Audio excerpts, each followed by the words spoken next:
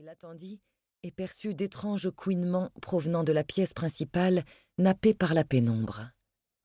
Un pic de stress le fit frémir. « Madame, c'est le livreur !» reprit-il plus fort, mais sa voix trahissait sa fébrilité. « Est-ce que tout va bien ?» Depuis le seuil du salon, il tâtonna nerveusement à la recherche de l'interrupteur. Les plaintes reprirent, là, tout près, au milieu des ombres épaisses, et la chair de poule lui hérissa les avant-bras.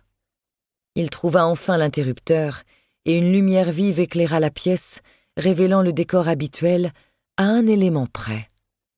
Le cocker de Madame Ducuin gisait au sol, les pattes avant et arrière ainsi que le museau scotché au ruban adhésif. Oh putain! Le livreur balança la pizza sur la table pour attraper son portable. Au même moment, une série de bruits précipités et étouffés lui parvint du fond de la maison. L'ado hésita. Il n'était même pas sûr de connaître le numéro de la police. Le 17? Ou alors c'étaient les pompiers? Gagné par la peur et l'urgence, il opta pour l'évidence. De ses 2 pouces agiles, il envoya un texto à sa mère. Urgent, problème chez Ducuin, appelle la police de suite. Il reporta ensuite son attention sur les traces de sang au sol.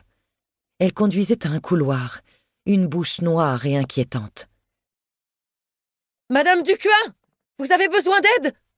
cria-t-il en rassemblant tout son courage. « Il y a du sang par terre. Vous allez bien ?» Derrière lui, le chien continuait de gémir en se tortillant au sol. « Chut, le chien! Chut, s'il te plaît !» Mais le clébard poursuivait son raffut, masquant les bruits alentours. Anthony fit alors volte-face, attrapa avec précaution la boule de poil roux qui l'implorait du regard et la porta au fond de la cuisine attenante.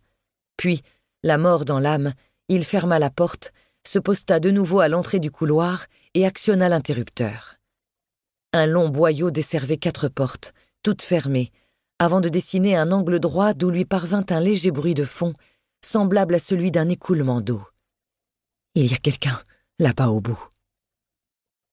« Madame Ducuin, vous m'entendez ?» cria-t-il, prêt à détaler à la moindre menace. Pris d'une inspiration subite, il beugla. « Je viens d'appeler la police! La police va arriver, ok ?» Quelques secondes plus tard, une porte claqua depuis la partie invisible du couloir. « Madame Ducuin ?» Pas de réponse. Mais le silence parfait fut bientôt rompu par les bruits caractéristiques de gonds qui grincent et de contrevents qu'on ouvre à la volée. Juste après, étouffés par l'épaisseur des murs, des crissements de pas sur des gravillons s'élevèrent. Quelqu'un était en train de s'enfuir. Celui qui avait attaché le chien? Alors qu'en était-il de Madame Ducuin? Pourquoi ne répondait-elle pas? Tous les sens aux aguets, l'adolescent se força à avancer jusqu'au thé du couloir et coula un regard nerveux sur sa droite. 2 nouvelles portes se faisaient face, l'une fermée, l'autre entr'ouverte.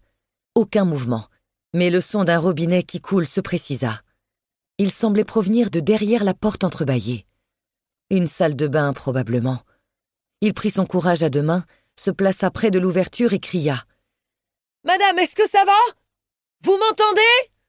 « Bien sûr qu'elle t'entend, tu viens de brailler à réveiller un mort. » songea-t-il alors que sa peur augmentait parce que seul le silence lui répondait. Mu par l'instinct, Anthony poussa davantage la porte, suffisamment pour que son regard s'accrochât au reflet que lui renvoyait le grand miroir mural au-dessus du lavabo. Il laissa alors échapper un glapissement de surprise, et son cœur cogna douloureusement. Puis l'urgence de la situation lui dicta sa conduite. L'adolescent se précipita dans la salle de bain et referma immédiatement le robinet de la baignoire. Le niveau du bain rougi par du sang avait atteint la bouche de Madame Ducuin et flirtait avec ses narines. Sans son aide, elle allait se noyer. Dans une série de gestes maladroits et paniqués, il tenta alors d'attraper le corps immobile de la femme dont les yeux suppliants roulaient dans leurs orbites, témoignant qu'elle était parfaitement consciente. Mais le corps lui échappa à plusieurs reprises et Madame Ducuin but la tasse. Après 3 vaines tentatives d'extraction, l'adolescent parvint à ordonner ses idées. Il plongea son bras dans la baignoire et finit par trouver la bonde. Le siphon glouglouta et le niveau de l'eau commença à baisser. L'adolescent s'agenouilla alors et d'une voix paniquée parvint à formuler.